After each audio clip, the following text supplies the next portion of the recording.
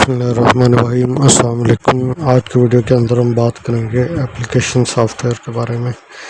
Chapter number 5 हमने start किया हुआ था, इसका नाम था सॉफ्टवेयर सिस्टम। सॉफ्टवेयर सिस्टम की आगे हमने पढ़ी थी दो टाइप्स होती हैं, एक सिस्टम सॉफ्टवेयर होते हैं और एक एप्लीकेशन सॉफ्टवेयर होते हैं। ये सिस्टम सॉफ्टवेयर क्या होते हैं, जो कि स्पेसिफिकली सिर्फ सिस्टम डिज़ाइन को सिस्टम जो है उसके लिए बनाए जाते हैं। सिस्टम को मैनेज करने के लिए, सिस्टम की जो मशीन है हार्डवेयर उसको मैनेज करने के लिए, उसके जो रिसोर्सेज हैं उनको मैनेज करने के लिए बनाया जाता था। तो उसकी फिर आगे हमने पढ़ी थी ऑपरेटिंग सिस्टम होते हैं और उसके अलावा डिस्क ड्राइवर्स होते हैं, यूटिलिटी प्रोग्राम होते हैं, ये सारी चीज़ें हमने पढ़ी थी। फिर हमने ये भी देखा था कि सिस्टम सॉफ्टवेयर और एप्लीकेशन सॉफ्टवेयर के अंदर डिफरेंस क्या होता है। तो एप्लीकेशन सॉफ्टवेयर जो है ये refer to program design to perform specific task for user ranging from productivity and creativity to entertainment and education. ये कह रहा है कि एप्लीकेशन सॉफ्टवेयर जो है ये एक यूज़र के स्पेसिफिक टास्क के लिए बनाया जाता है। एक एप्लीकेशन सॉफ्टवेयर जो बनेगा वो एक ख़ास टास्क के लिए होगा, वो सिर्फ वही काम कर सकता है। अब वो क्या काम कर सकता है, हो सकता है वो कोई फ़ोटो इमेज एडिटिंग का टूल हो सकता है उसके अंदर आप कोई वीडियो एडिट कर सकते हो सकता है वो कोई इंटरटेनमेंट सॉफ्टवेयर हो जैसे कि मीडिया प्लेयर हो सकता है वो कोई एजुकेशन से रिलेटेड सॉफ्टवेयर है। तो मुख्तलिफ जो डोमेन्स के अंदर ये एप्लीकेशन सॉफ्टवेयर होते हैं। तो सबसे ज़्यादा जो यूज़ होने वाले एप्लीकेशन सॉफ्टवेयर जैसे कि word processing software. Word processing software क्या होता है कि the type of application software use for creating, editing, formatting and printing documents. इस तरह के जो सॉफ्टवेयर हैं ये किसी भी तरह की एप्लीकेशन जो आप टेक्स्ट फॉर्म के अंदर जो होती है उसको आप क्रिएट कर सकते हैं, एडिट करने के लिए यूज़ कर सकते हैं, या उसको फॉर्मेटिंग वगैरह करनी है या प्रिंट करना चाह रहे हैं तो इस चीज़ के लिए ये सॉफ्टवेयर यूज़ होते हैं। इस तरह के सॉफ्टवेयर जो हैं वो आप मुख्तलिफ लेटर्स जो हैं वो भी इनसे लिख सकते हैं, रिपोर्ट्स बना सकते हैं, एसेज लिख सकते हैं और कोई भी अगर आपके टेक्स्ट बेस्ड डॉक्यूमेंट है, बेशक आपने SRS लिखने हैं या आपने थीसिस लिखना है। SRS होता है जब आप अगली क्लासेस में जाएंगे तो वहाँ पे आपको एक प्रोजेक्ट मिलता है, मतलब आपने कोई इस तरह का एक सॉफ्टवेयर बनाना है तो सॉफ्टवेयर की एक डॉक्यूमेंटेशन होती है कि आपने ये काम किया है, इसके अंदर लिख के बताना, उसको SRS कहते हैं। फिर इसके बाद वर्ड प्रोसेसर जो है ये के अंदर मुख्तलिफ फीचर होते हैं एडिटिंग के लिए। उसके अलावा इसके अंदर काफ़ी तरह टूल ऐसे होते हैं जो डॉक्यूमेंट्स आपको इस तरह फॉर्मेट करके देते हैं कि जैसे लगता है किसी प्रोफेशनल बंदे ने डॉक्यूमेंट जो है वो बनाया है। वर्ड प्रोसेसिंग सॉफ्टवेयर की कुछ एग्जांपल जो है ये आपके सामने। इसके अलावा Microsoft Word, Google Docs, Apple Pages, LibreOffice Writer, ये सारे जो जितने भी सॉफ्टवेयर आपके सामने नज़र आ रहे हैं ये सब का सब एक ही काम है। क्या काम है जो वर्ड प्रोसेसिंग सॉफ्टवेयर करते हैं? रिपोर्ट्स बनाने के लिए यूज़ होते हैं, एसेज लिखने के लिए, कोई भी और टेक्स्ट डॉक्यूमेंट जो है उसके लिए इस्तेमाल होता है।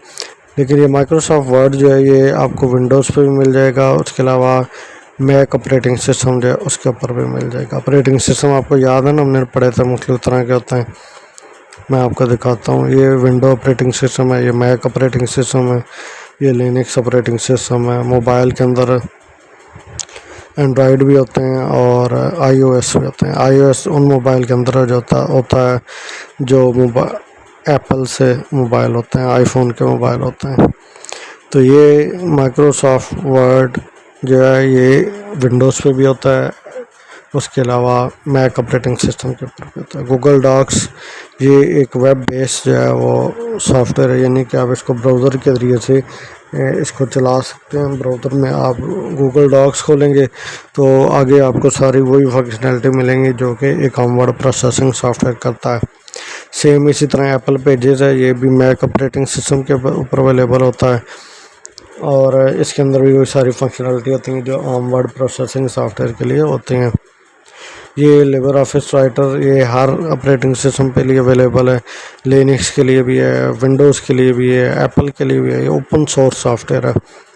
ठीक है, बाकी ये जो है Microsoft Word, Google Docs, Apple Page, ये सारे कंपनी बेस हैं, इसमें कुछ ना कुछ फीचर्स ऐसे होते हैं आप इसमें लिमिटेड यूज़ कर सकते हैं, बाद में वो कहते हैं कि इसको आप परचेज़ करें कि ये फ़ीचर यूज़ करना है।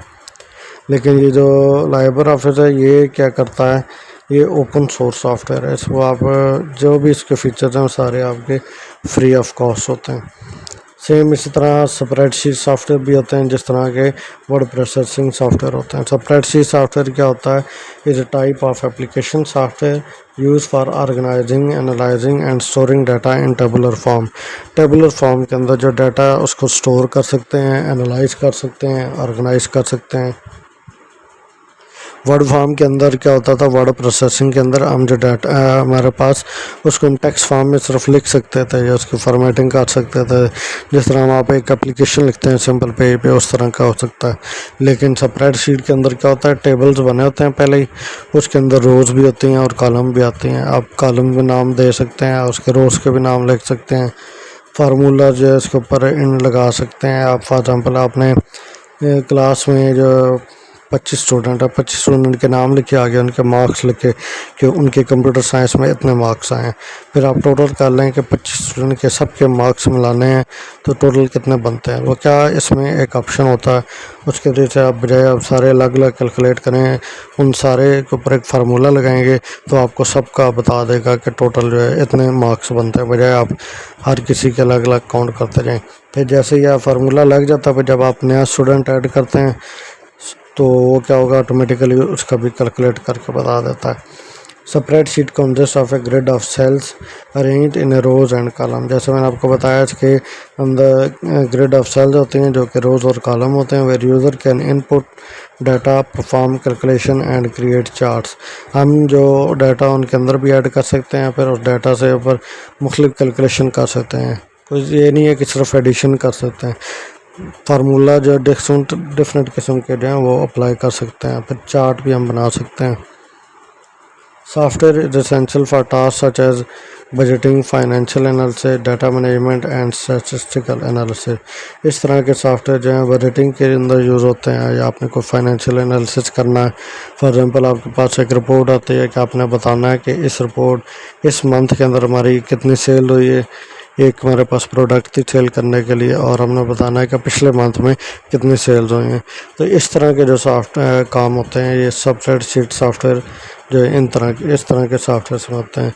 तो इसकी भी कुछ एग्जांपल आपके सामने में Microsoft Excel, Google Sheets, Apple Number, LibreOffice, ये सारे के सारे जो स्प्रेडशीट सॉफ्टवेयर हैं सबका एक ही काम है। ये माइक्रोसॉफ्ट एक्सेल जो है ये विंडोज़ पे भी अवेलेबल है और मैक ऑपरेटिंग सिस्टम के लिए भी।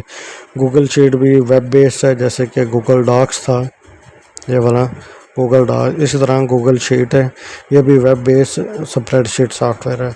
एप्पल नंबर जो है मैक ऑपरेटिंग सिस्टम के ऊपर अवेलेबल होता है, और ये जो है लाइबर ऑफिस कैलकुलेट, ये जो है फ्री ओपन सॉफ्टवेयर है, फ्री ओपन सोर्स सॉफ्टवेयर है। Open source, free open source का मतलब है कि आप इसको जितने फीचर्स हैं वो फ्री ऑफ कॉस्ट हैं वो यूज़ कर सकते हैं। लेकिन इन सब सॉफ्टवेयर्स की एक ही फंक्शनलिटी है, चाहे आप उसको विंडोज़ पे यूज़ करें, चाहे उसको मैक के ऊपर यूज़ करें या वेब बेस्ड यूज़ करें। मेन जो चीज़ है, इनके पीछे कॉन्सेप्ट है, वो सबका एक ही है कि ये कैलकुलेशन के लिए, एनालिसिस के लिए, डाटा मैनेजमेंट के लिए, स्टैटिस्टिक एनालिसिस के लिए ये सॉफ्टवेयर यूज़ होते हैं। फिर कुछ सॉफ्टवेयर होते हैं graphic design software. Graphic design software as a type of application software use for creating, editing and managing visual content. ये इस तरह के सॉफ्टवेयर हैं जिनमें आपको विजुअल कंटेंट, जैसे आपके पास कोई इमेज है, कोई वीडियो है, उसको आपने क्रिएट करना है या एडिट करना है, या उसके लिए ये जो है इस्तेमाल होते हैं। These programs provide tools for drawing, painting, photo editing and creating illustration, making them essential for designer, artists and anyone involved in the visual studio media. कोई भी जो बंदा जिसका काम तस्वीरें में एडिट करना है या तस्वीरें सॉफ्टवेयर के ज़रिए बनाना है, उनको डिज़ाइन करना है, तो सब जो है ये ग्राफिक डिज़ाइन सॉफ्टवेयर यूज़ करते हैं। तो ग्राफिक डिज़ाइन सॉफ्टवेयर जो है मुख्तलिफ़ इंडस्ट्रीज़ में यूज़ होते हैं, जो कि एडवर्टाइजिंग कंपनीज़ हैं वो भी इनको यूज़ करती हैं, क्योंकि उन्होंने एडवर्टाइज़ करना है, इश्तहार बनाने हैं, एड्स बनाने हैं, तो ऐड डिज़ाइन करेंगे तो अक्सर आपने रोड्स पे देखा होगा साइन बोर्ड लगे होते हैं ऊपर, किसी कंपनी का ऐड आ रहा होता है, कभी किसी कंपनी का। वो सारे एडवर्टाइज कंपनियों ने ऐड किस तरह बनाए होते हैं, advertising software, graphic design software के ज़रिए से।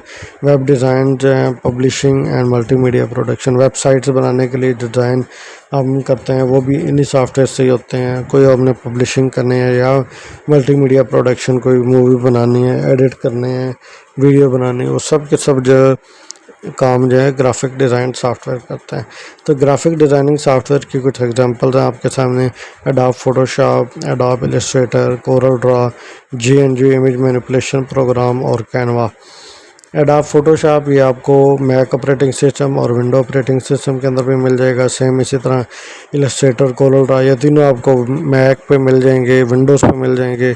लेकिन ये जो है वो फ्री कास्ट नहीं होते। कुछ फीचर्स इनके आपके यूज़ कर सकते हैं, लेकिन फिर आपको ये परचेज करना पड़ता है। लेकिन GNG इमेज मैनिपुलेशन प्रोग्राम जो है ये एक फ्री ओपन सोर्स प्रोग्राम है। ओपन सोर्स जब भी वर्ड है तो इसका मतलब है इसको यूज़ करने की कोई कॉस्ट नहीं होती। इस तरह के जो सॉफ्टवेयर होते हैं तो ये भी आप कहीं पे भी यूज़ कर सकते हैं। मैक पे यूज़ करें, विंडोज़ पे यूज़ करें, लिनक्स पे यूज़ करें। फिर एक कैनवा आता है। कैनवा एक वेब बेस्ड जो है वो ग्राफिक डिज़ाइन सॉफ्टवेयर है। इसमें इसकी जो अच्छी बात यह है कि इसमें जो ज़्यादातर बिगनर हैं वो भी यूज़ कर सकते हैं इसको। जो ऊपर वाले सॉफ्टवेयर हैं इनके अंदर मुख्तलिफ टूल होते हैं। आप इमेज में कोई कंट्रास्ट ला सकते हैं, इमेज में कोई चीज़ ऐड कर सकते हैं, उसमें से निकाल सकते हैं, इन सब के साथ ये हो सकता है। लेकिन जो इसमें से बेसिक फंक्शनलिटी या छोटा मोटा जो काम है वो बिगनर्स जो सबसे इजीली कर सकें, उनमें कैनवा जो है सबसे ठीक रहता है। बाकी जो सॉफ्टवेयर हैं, adobe Photoshop, Adobe Illustrator, Corel Draw, ये जितने सॉफ्टवेयर हैं ये सब प्रोफेशनल जो लोग हैं वो यूज़ करते हैं। तो यहाँ तक थे एप्लीकेशन सॉफ्टवेयर, और इसके साथ ही हमारा चैप्टर नंबर 5 जो है वो ख़त्म हो जाता है। तो इस चैप्टर के अंदर आपको किसी तरह की भी कन्फ्यूजन है तो आप पूछ सकते हैं। वीडियो को शेयर करें, लाइक करें और चैनल को सब्सक्राइब करें। अल्लाह हाफ़िज़।